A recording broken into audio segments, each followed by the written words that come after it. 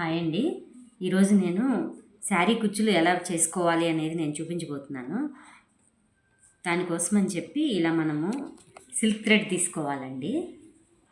ఇలా silk thread తీసుకొని దీనికి ఒక ప్యాడ్ అనేది తీసుకోవాలి. ఏదైనా లాంగ్ ప్యాడ్ అయినా మామూలు ప్యాడ్ అయినా తీసుకోవాలి.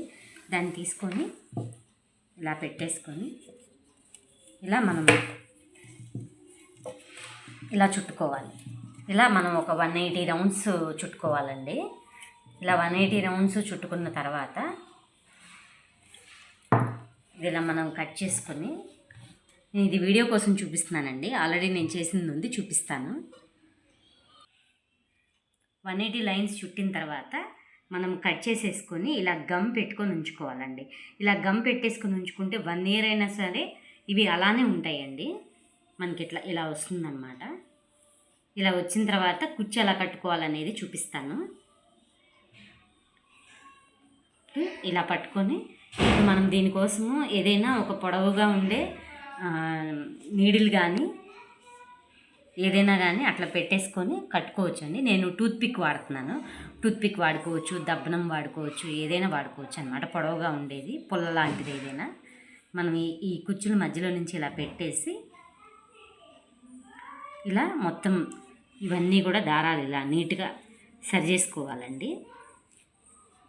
ఒక్కొక్కళ్ళు ఒక్కొక్కటి చేస్తారండి. నేనైతే ఇలా చేస్తాను.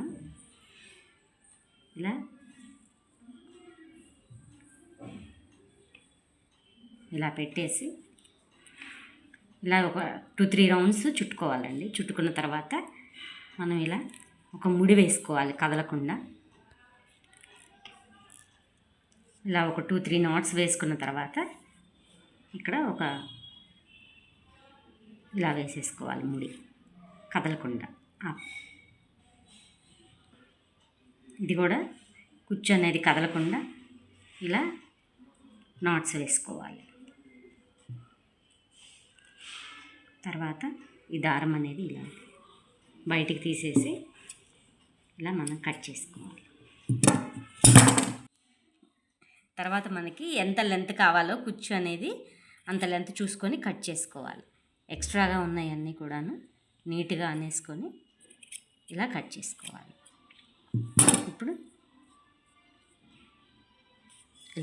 ఇలా వస్తుందండి.